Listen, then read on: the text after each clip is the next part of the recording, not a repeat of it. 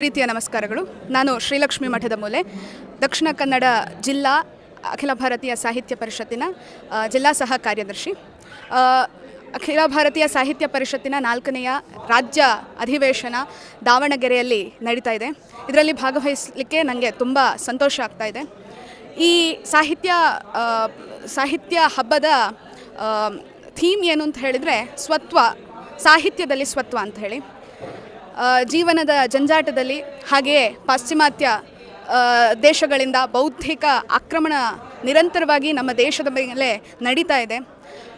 ಆ ಜಂಜಾಟದಲ್ಲಿ ಇರುವಂತಹ ಜನರನ್ನು ಭಾರತೀಯ ಸಾಹಿತ್ಯದ ಎಡೆಗೆ ಕರೆದುಕೊಂಡು ಬರೋದಕ್ಕೋಸ್ಕರ ಇಂತಹ ಸಾಹಿತ್ಯ ಹಬ್ಬಗಳು ತುಂಬ ಪ್ರಯೋಜನಕಾರಿ ಅಂತ ನಾನು ನಂಬಿದ್ದೇನೆ.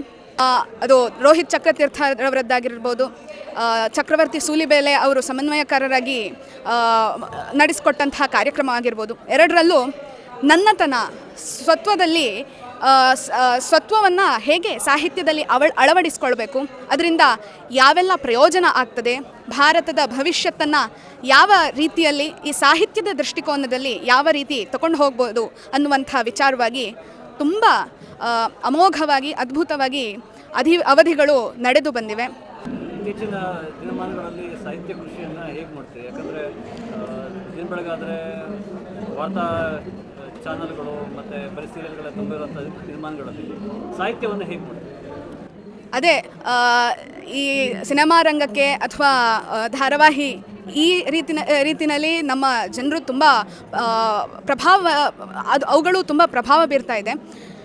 ಈ ಸಿನಿಮಾಗಳಿಗೆ ಬರೆಯುವಂತಹ ಯಾರೋ ಇದ್ದಾರಲ್ವ, ಅವರು ಈ ಸ್ವತ್ವವನ್ನು ಅಳವಡಿಸ್ಕೊಳ್ಬೇಕು. ಅದರ ಕಮ್ಮಿತನ ಕಾಣುತ್ತೆ ಅವರ ಸಾಹಿತ್ಯದಲ್ಲಿ. ಅದನ್ನು ಅವರು ರೂಢಿ ಮಾಡ್ಕೊಳ್ಬೇಕು, ಸ್ವತ್ವವನ್ನು ಹುಡುಕೋದ್ರಲ್ಲಿ ರೂಢಿ ಮಾಡ್ಕೊಳ್ಬೇಕು.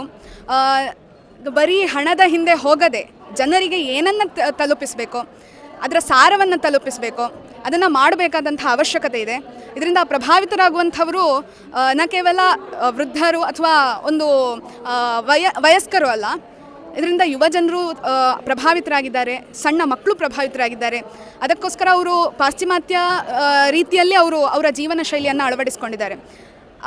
ಇದರಲ್ಲಿ ಕೊರತೆ ಏನು ಅಂತ ಹೇಳಿದರೆ, ಈ ಧಾರಾವಾಹಿ ಅಂಥ ಯಾವ ಮೀಡಿಯಾಗಳಿವೆಯೋ ಅವುಗಳಲ್ಲಿ ಪಾಶ್ಚಿಮಾತ್ಯ ಸಾಹಿತ್ಯವನ್ನು ಅಳವಡಿಸ್ಕೊಂಡಿರುವಂಥದ್ದು, ಅದರ ರೀತಿಯಲ್ಲಿ ನಡ್ಕೊಂಡು ಹೋಗುವಂಥದ್ದು. ಅದಕ್ಕೆ ಅಂಥದ್ರಲ್ಲೂ ಬೇಕು ಅನ್ನುವಂಥದ್ದು ಉದ್ದೇಶ ಮತ್ತು ಅದರ ಅಗತ್ಯತೆ, ಅನಿವಾರ್ಯತೆ ಈ ದಿನಮಾನಗಳಲ್ಲಿ ತುಂಬ ಇದೆ ಅಂತ ನನ್ನ ಭಾವನೆ.